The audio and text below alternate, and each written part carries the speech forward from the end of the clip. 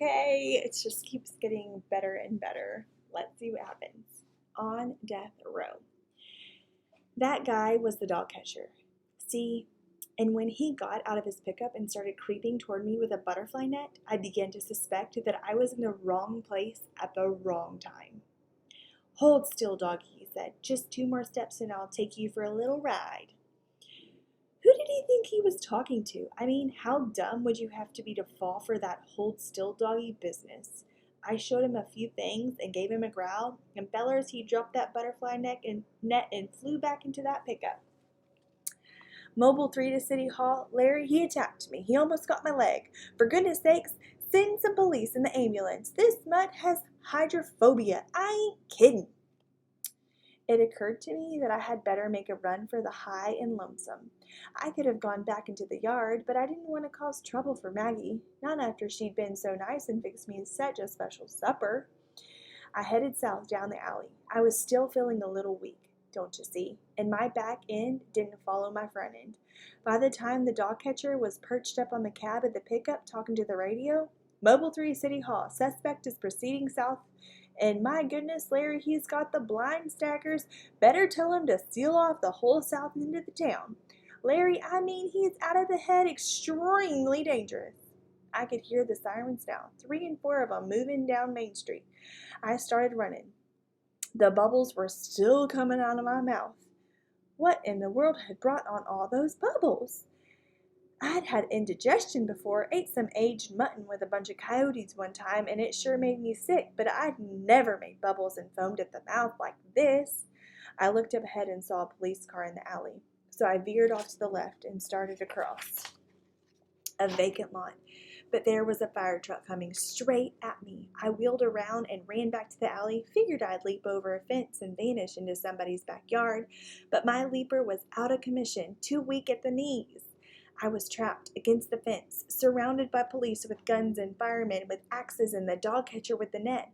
They were closing in on me. I heard a sound on the fence above me. I looked around and saw that same fat yellow cat and her 3 kittens. You see, children, the chickens have come home to roost. Crime never pays off if you're dumb enough to get caught. Let this be a lesson to you. On a better day, I might have given them cats a few more lessons, but with the Department of Defense closing in on me, I just had no time. I looked for a place to run, but they had me cornered. One of the policemen had his shotgun pointed in my direction, and one of the things you learn in security work is that arguing with a police officer will mess you up in no time. Instead of making a run for it, I sat down. The dog catcher came creeping up with his net in the air, and if I'd made the slightest growl, I bet he would have jumped back into last week. But I didn't. He dropped the net around me, and I was caught. Easy now. Stand back, boys. I'm telling you, this dog is out of his mind. He tried to tear my leg off back yonder when I ran from the pickup, and he attacked me on one of my tires. Sounds like they're both good at telling stories. Just then, the guy in the t-shirt, the one who belonged to the sorry collection of cats, came out the gate and talked to the police. Yeah, he's the one that tried to kill my cats. I thought there was something peculiar about that dog, and he's got rabies. Huh? I suspected it all along. Sure did. They carried me to the dog catcher wagon. Okay, if you don't know yet, that his sister fed him a bar of soap, which is why he's foaming at the mouth. So he doesn't have rabies. He's foaming at the mouth because he had eaten soap. Sorry. They carried me to the dog catcher wagon and throwed me into the wire cage and locked the door. Then 2 of the 3 men stood around, staring at me and talking. The dog catcher got a long stick and started poking with it. What was I supposed to do? I let him poke me a couple of times, and then I bit the stick in half. Look at that! Did you see that? We got us a sick dog, boys. And did I tell you how he tried to attack a child before y'all got here? Okay. Did he try to attack a child? There hasn't even been children yet in this book. He did? Yes, sir, and I'll tell you this, boys, and it comes from the bottom of my heart. If this town hadn't had a dog catcher, half the little children on this end of town would be running around with hydrophobia right this minute. Kids these days are bad enough without hydrophobia. That's right, Bert, and the next time the city council takes up the business of salaries, they better remember who goes out and saves little children out of this town from mad dogs. One of the policemen bent down and looked at me. He made an ugly face, and I made one back at him. What do you do with a mad dog, Jimmy Joe? Oh, we'll call the vet out to the pound tomorrow and he'll run a test. What's the test? Do something and send it to a lab. Cut something off. What? Cut? Say? That didn't sound good at all. As a matter of fact, it sounded real bad. What in the world did they do if the test came out negative? I had a couple more questions I wanted answers to, but about the time Jimmy Joe Dogcatcher got into the pickup and hauled me off to the city dog pound. It was on the south edge of town, on a lonely, wind-blown hill. As we approached the place, I could hear the wind moaning through the chain-link fences. Jimmy Joe backed up to the pen with a high fence around it and opened the gate so I could go in. He started poking me again with a stick. Go on, you crazy devil. Get out of here. This is the end of the road. No more biting innocent children for you, pal. I don't know where he came up with that business about biting innocent children. I never bit an innocent child in my life. Never even bit one who wasn't innocent. When you're head of ranch security, you don't go around biting kids. Monsters, yes. Coyotes and coons and criminal dogs, yes. Kids, no. Seemed to me the dog catcher needed to have his head sent to the lab. But nobody was interested, in my opinion, these days. I went into the cell and laid down in the back corner. The dog catcher slammed the door and stood there for a minute. No collar, no dog tags, no name, no identification. We won't have to feed you long, old pup. You better have a good time tonight. He drew a finger across his throat and wondered what was going on. He flashed a big grin, got into his pickup, and drove away. There was something about the dog catcher I didn't really like. Well, I lay there for a long time, listening to the wind and thinking about my situation. All at once, I got the feeling that I had been watched. I raised my head, cut my eyes to both sides, perked my ears, and tested the wind. Then I saw him, a basset hound, in the cell next to mine. He had a long body, short, stubby legs, long, droopy ears, and the saddest, most mournful face you could ever imagine. Howdy, he said, in a slow-talking voice. My name's Ralph. I'm Hank the Cowdog, head of ranch security. Welcome to Death Row. Thanks, it's a real pleasure to be here. You really mean that? What do you think? He sniffed his nose. I suspect not. You scared? Maybe. I'd be scared if I was you. You really got hydrophobia, like they said? I don't know.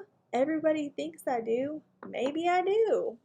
I told the whole story, starting with the ivory dog bar I ate at Maggie's place. Ralph didn't strike me as the big, real bright one, but I didn't have anything better to do than make conversation with him. It took my mind off all my troubles. It took me a while to tell the story. Ralph's eyelids were drooping when I started. I think that that was just his normal condition. His whole face drooped. Eyes, ears, jowls, everything. He was just a droopy kind of dog. Well, by the time I finished the story, he was asleep. Kinda hacked me off, him falling asleep. I got up and sneaked over to the fence, put my mouth right down by his ear and yelled, "Hey!" His whole body rose to the ground an inch or two and opened his eyes. Soap, he said. Well, soap to you too. He shouldn't go around asking questions if you can't stay awake for the answers. Even a dog on death row, deserves a little courtesy. Hold on. He blinked his eyes. Soap's the answer. Yeah, but what's the big question? It doesn't help to know the answer if you don't. What are you talking about? He pushed himself up and walked over to his water pan near the front of his cell. If we drank, it was dark by this time, and I could hear his claws clicking on the cement floor. He lapped up some water and came clicking back to sit down. Mouth gets dry when I talk too much. He ran his tongue over his chops and wiped off some excess water. Seems to me you were the victim of a hoax. Not likely, friend. I've been in security work for a long time. I can smell a hoax half a mile away. But it was soap. You said that before. It didn't make sense then, and it don't make sense now. Well, if you'll stop talking for a minute, maybe I can explain. I glared at him. You're telling me to stop talking? Is that it? Yes, that's what I'm driving at. I sat down. I can handle that. Tell me about soap. One time they were washing out the dog pens. They don't do it very often, but this time they did. They had some little white bars that have ivory written on it. Okay, them was ivory dog bars, I said. The question here is, why would they use ivory dog bars for cleaning the pen? Ralph stuck his nose against the chain link fence. Because it was soap. Huh? You ain't got hydrophobia. You ate a bar of soap. Is why you're foaming at the mouth. Wait a minute.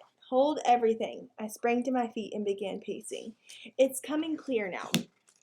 All the clues are pointing in the same direction. At last, the pieces of the puzzle are falling into place. I was duped into eating a bar of soap, which explains why it tasted so awful.